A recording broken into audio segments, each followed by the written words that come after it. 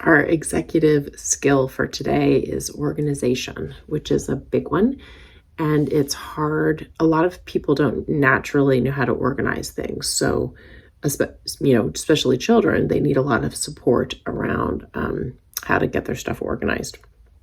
So one area is often their backpack.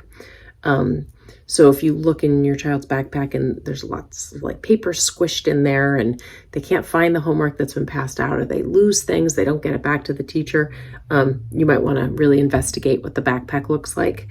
One strategy I have found works for a lot of kids is to have just one of those like little paper folders, files, not a file folder. I take it back, like the folder with the pockets, one of these guys that has, the little pocket things in it.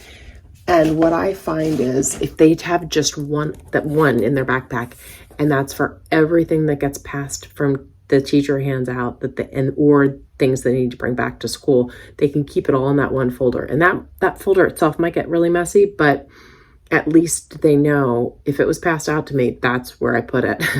And they can find it and they can reorganize it later. But it's just a way to have one spot where they know a loose piece of paper is going to be. Notebooks, they might have it, their teacher might have different notebooks they want them to keep. And so what they could do is at nighttime, if they have the loose papers in that one little file pocket folder, they can move it to the proper notebook at nighttime if they need to help give them time. I think what happens to a lot of kids is they get stressed out in school, or they're distracted by their friends, or they're nervous that, oh my gosh, I've got to get to the next class and I'm anxious. And they just literally stuff it in their backpack because they're afraid of being late. And then it gets lost forever. They never can find it again. So just that, I do think that's what happens sometimes. Another area of organization is their bedroom, of course. What helps a lot of kids, once it's clean, if you take pictures of it, then they know, oh, all the books should sort of look like this, and that's where they go, and the shirts go here, and the pants go here, and the socks go here, just to give them a sense of where all their things go. I think it's hard for them. I think it's hard for some kids to visualize when there's like a pile of clothes on the floor.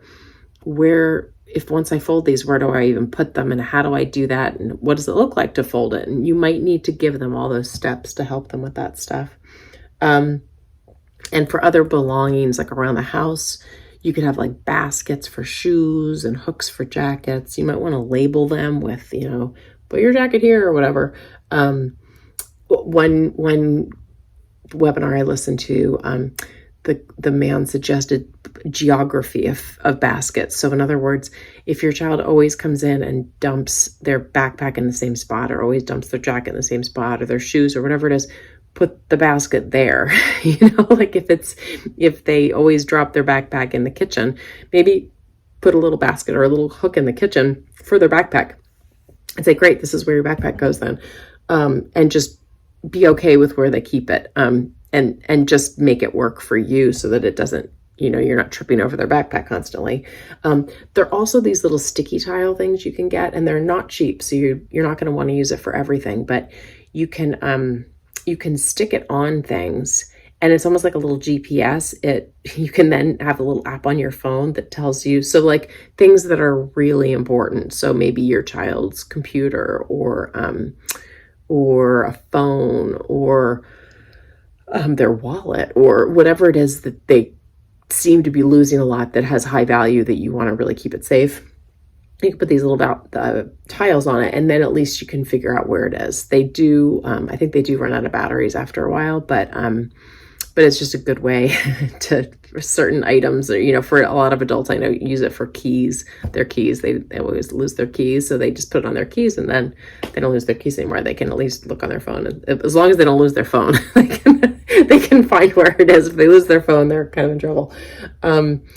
So anyway, so that's just some thoughts around organization, because for a lot of kids, if they're completely disorganized, it kind of reflects in their brain, right? Like they just feel disorganized all around. So if we can help them come up with some strategies that work for them, it will help them to feel a little calmer and a little less dysregulated, right? If you don't know where things are, it can be really off-putting and nerve-wracking. So again, they could if they would. If they knew how to organize, if they were good at it, they'd be doing it automatically. And it's just not something that comes naturally to everybody. So just help them figure out what's going to work for them. Your system may not be their system.